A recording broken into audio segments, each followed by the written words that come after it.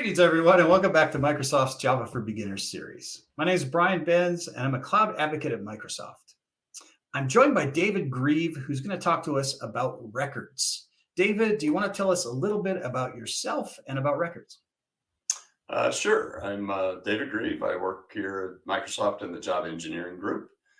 And I'm here today to talk a little bit about records. There's been a lot of work that's gone into Java over the past few iterations to make it a more productive language for developers to use. And records is one of those productivity tools. Records make it very easy to create plain old Java objects. And that's the topic I'll cover in this first video. Records. No, not this type of record, but the record type in Java. Records were a preview feature in Java 14 and were released in Java 16. So if you have an earlier version of Java, you'll need to update. I recommend that you go to microsoft.com/openjdk and download Java 17 from the download button here. So what are records in Java? A record class is a simple data carrier that contains data not meant to be altered and has only the most fundamental methods such as constructors and accessors. Data transfer objects are a good example of where records might be used. Before records came along, developers would have to code what are known as plain old Java objects, or POJOs. The problem is that this takes time and a lot of code to write a POJO, and most of that code is pretty much boilerplate. Yeah, IDEs can generate that code for you, or you could even use annotations. But what gets lost is the intent that this class is just a data carrier. Really, records are not about reducing the amount of boilerplate code, but rather the intent of the Java architects was to model data as data. The record type is a clear and concise way of saying this class is a simple data aggregate. Let's take a look at what that means. So we're going to create a POJO to model the year, make, and model of a car.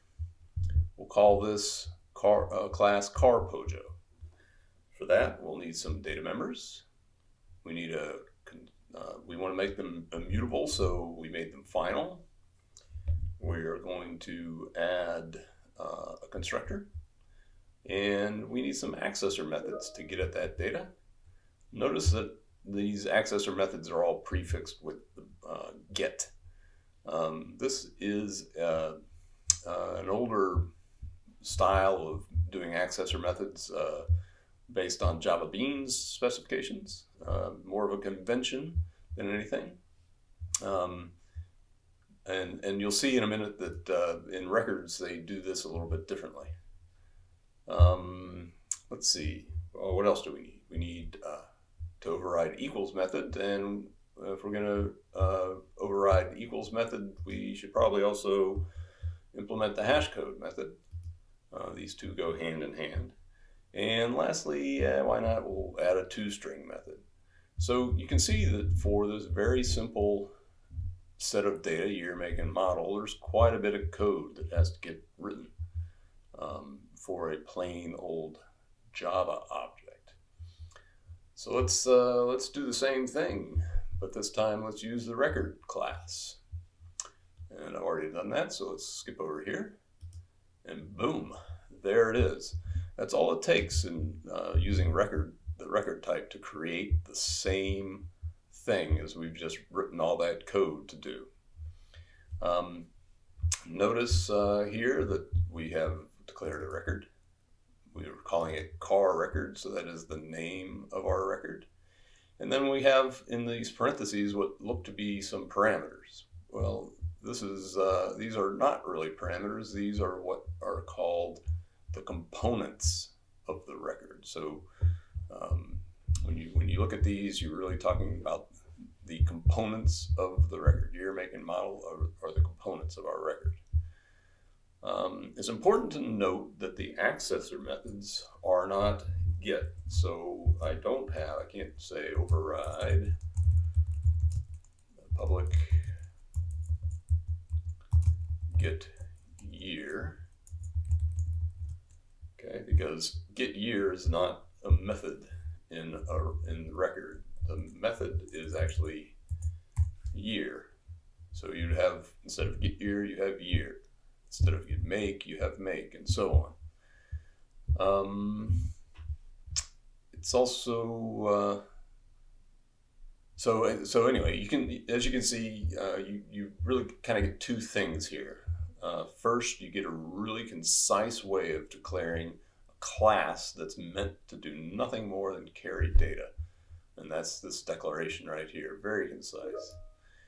And the second thing you get is code as documentation, that this car record is a data carrier, and it's because we've declared it to be a record. So somebody coming along and they looking at your code and they can see that car record is meant to be nothing more than a plain old Java object.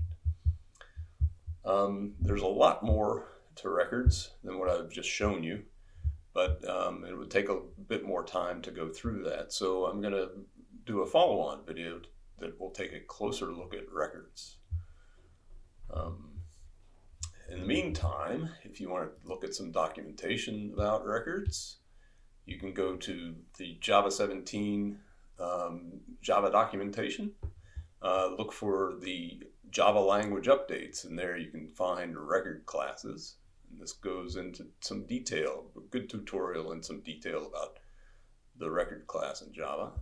Another good resource here is in dev.java.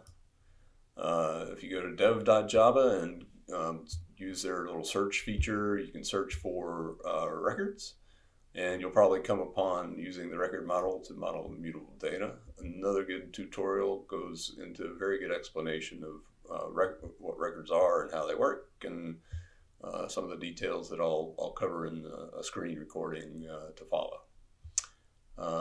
So thanks for watching, and happy coding. Thanks, David. That was great. So that's part one of a two-part topic on records. Please check out the other part, and also check out the other topics in the Microsoft Java for Beginners series. Thanks, Brian. Appreciate it.